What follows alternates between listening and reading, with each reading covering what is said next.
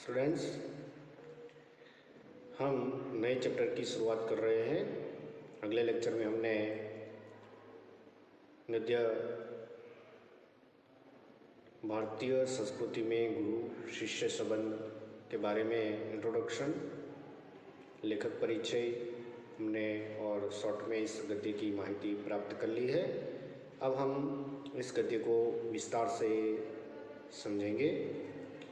तो हमारे समाज में व्यावसायिक संस्कृति का बोलबाला है।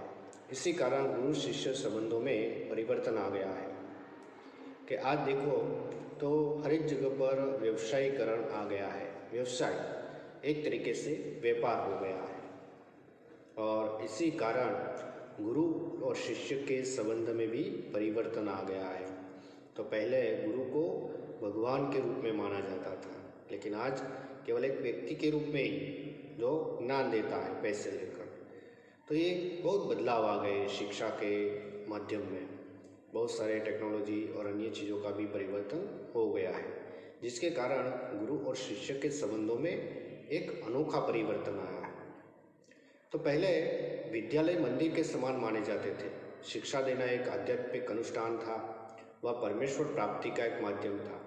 पैसा देकर शिक्षा खरीदी नहीं जाती थी। आज स्थिति बिल्कुल बदल गई है और अब शिक्षण कार्य केवल पेट पालने का साधन बन गया है।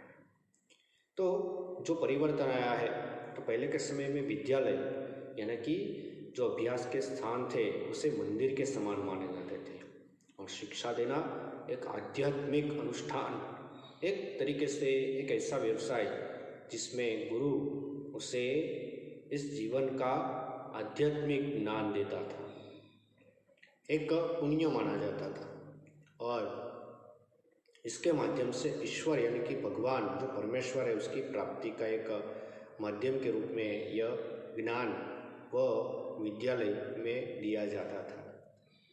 पहले के समय में हम देखें तो राजा का बेटा हो या चाहे ब्राह्मण का, उसे गुरु के पास रहकर वहाँ पर शिक्षा प्राप्त करनी होती थी और वहीं पर गुरु की जो गाय है, उसके खेत हैं, उन सभी कार्यों में उसको भाग लेकर वहाँ पर यह पूरी शिक्षा दी जाती थी।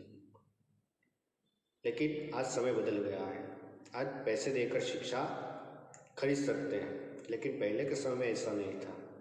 लेकिन आज स्थिति बिल्कुल बदल गई है, क्योंकि शिक्षा को केवल आज पेट पालने का एक साधन के रूप में बनाया गया है। पहले हम देखें महाभारत में, पुराणों में, तो जो गुरु था वो योग्य शिष्य को ही शिक्षा देता था। उसमें जाति भेद भी था, वर्ण भेद भी था। तो देख सकते हैं कि एकलव्य नीच जाति का था, तो द्रोणाचार्य ने उससे शिक्षा देने के लिए मना कर दिया। फिर भी वो अपने आत्मबल से वह उस बाणावणी में निपुण होता है। तो यह पुराण काल में जो शिक्षा, उसमें गुरु और शिष्य का जो संबंध था वो एक अनोखा था, लेकिन आज वो बदल गया है। जिसे भारतीय संस्कृति कहा जाना चाहिए वह आज भारतीय मानसिक स्थिति में क्रियाशील नहीं है। कि भारतीय संस्कृति में शिक्षा का माध्यम और उसमें गुरु शिष्य का संबंध सर्वोपरि था, लेकिन आज धीरे धीरे वो बदल गया है। आज एक प्रकार की अव्यवस्थित व्यावसायिक संस्कृति व्याप्त है, जिसकी जड़ें शायद यूरोप में है। कि आज जो शिक्षा के माध्यम बदले हैं, जिनके कारण शिक्षा में कई तरीके के परिवर्तन आए हुए हैं। आज भी हम देख सकते हैं कि नई नई आधुनिक स्कूलें बन रही है, स्मार्ट क्लास आ गए हैं, जो परिवेश है, जो पहनावा है उसमें भी बदलाव आ गया है। तो कई तरीके से यह एक व्यावसायिकता जो भारतीय संस्कृति में नहीं थी, शायद वह यूरोप से यहाँ पे अब आने लग गई है। भारतीयों के सार्वजनिक व्यवहार में गुरु शिष्य संबंध का भी तदनुरूपी परिवर्तन हो गया है। क्या आप देखो तो गुरु और शिष्य के संबंध में बहुत परिवर्तन आ गया है। पहले का एक समय था जब गुरु गांव में पढ़ाते और शाम को जब टहलने निकलते तो कोई बच्चा खेल रहा हो तो घबराहट के मारे अंदर चला जाता था। आज वैसा नहीं है। आज कि बच्चे गुरु को देखकर उसे हाय हेलो भी करते हैं। तो एक प्रकार के उसमें बहुत परिवर्तन आ गया है। यहाँ गुरु वेतन भोगी नहीं होते थे और न शिष्य को ही शुल्क देना पड़ता था। पैसे देकर विद्या खरीदने की यह क्रय विक्रय पद्धति निस्संदेह उस भारतीय मिट्टी की उपज नहीं है। तो पहले के समय में गुरु वेतन भोगी, उन्हें कोई पैसों की अन्य की लालच नहीं थी। वो शिष्य को योग्य शिक्षा देना ही मानते थे और ना ही शिष्य को कोई शुक्ला यानी कि कोई पैसे देने पड़ते नहीं थे। तो पहले के समय में पैसा देकर विद्या खरीदना, ये क्रय विक्रय जो ये व्यापार था उस समय नहीं था। वो भारतीय मिट्टी की उपज ही नहीं थी। भारतीय संस्कृति में जो गुरु है वह शिष्य को एक तरीके से एक अच्छा मानव बनाने के लिए यह कार्य होता था, न कि पैसों के लिए। लेकिन शिक्षणालय एक प्रकार के आश्रम अथवा मंदिर के समान थे कि पहले के समय में जो शिक्षा दी जाती थी वो आश्रम में या तो मंदिर में दी जाती थी और गुरु को ही साक्षात परमेश्वर ही समझा जाता था, उन्हें भगवान का रूप माना जाता था। लेकिन आज ऐसा नहीं है। शिष्य से पुत्र से अधिक प्रिय होते थे। जो गुरु होते उन्हें शिष्य अपने पुत्र से भी ज़्यादा प्यारे होते थे, क्योंकि शिष्य में इतने गुण होते थे जिनके कारण वह शिष्य उनके प्रिय होते थे। यहाँ सम्मान मिलना ही शक्ति पाने का रहस्य है कि वहाँ पर केवल गुरु को सम्मान मिले वही उनकी ताकत बनती थी। प्राचीन काल में गुरु की शिक्षादान क्रिया उनका आध्यात्मिक अनुष्ठान थी, परमेश्वर प्राप्ति का उनका एक माध्यम था। वह आज पेट पालने का जरिया बन गया है। कि पहले के समय में हम देखें तो प्राचीन काल में, पुरान काल में शिक्षा देना एक आध्यात्मिक अनुष्ठान होता था, एक ऐसा यज्ञ होता था जिसमें भगवान को प्राप्त करने की एक माध्यम के द्वारा उन्हें शिक्षा दी जाती थी। लेकिन आज यही शिक्षा केवल पेट पालने का जरिया बन गया है कि कहीं पर भी आप फीस दो और पढ़ने के लिए आपको मिल जाता है। तो ये केवल पैसों का ही लेन देन अब शिक्षा के माध्यम से हो गया है। प्रारंभ में विवेकानंद को भारत में महत्वपूर्ण स्थान प्राप्त नहीं हुआ। जब उन्होंने अमेरिका में नाम कमा लिया तो भारतवासी दौड़े मालाएं लेकर स्वागत करने लगे। तो पहले के समय में भी ज्ञान तो व्यक्ति के पास था ही, लेकिन उनका महत्व नहीं पड़ता था जब तक वो कुछ अपूर्व, अजय या ऐसा कोई महान कार्य नहीं कर लेते। कि प्रारंभ में जब स्वामी विवेकानंद भारत में थे तो उन्हें इतना सम्मान नहीं प्राप्त हुआ, लेकिन जब वो अमेरिका गए और वहाँ पे अपने प्रवचन से लोगों को प्रभावित किया तो उनके स्वागत में भारतवासी दौड़कर उनका माला लेकर स्वागत करने लगे। ठीक उसी तरह रविंद्रनाथ ठाकुर को भी नोबेल पुरस्कार मिला तो बंगाली लोग दौड़े और यह राग आलापते हुए आमदेर ठाकुर आमदेर कठोर सपूत। कि रविंद्रनाथ ठाकुर को भी जब नोबेल पुरस्कार प्राप्त हुआ तब लोग उनके पीछे दौड़ने लगे और कहने लगे कि ये तो हमारे ठाकुर हैं और हमारे वीर सपूत हैं। दक्षिण भारत में कुछ समय पहले तक भरतनाट्यम और कथकली को नहीं पूछा जाता था, पर जब उसे विदेशों में मान मिलने लगा तो आश्चर्य से भरतवासी सोचने लगे, अरे हमारी संस्कृति में इतनी अपूर्व चीज़ें भी पड़ी थी क्या। तो आज भी देखो कि भारतीय संस्कृति में कई प्रकार की अपूर्व चीज़ें हैं जिनका हमें पता नहीं है।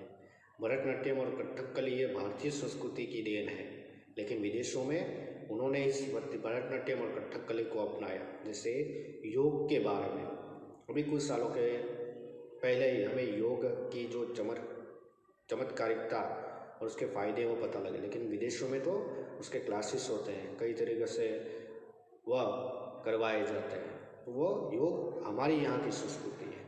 तो ऐसी कई चीज़ें हैं जिनके बारे में हमें पता नहीं है और हमें लगता है कि ये हमारी संस्कृति में है।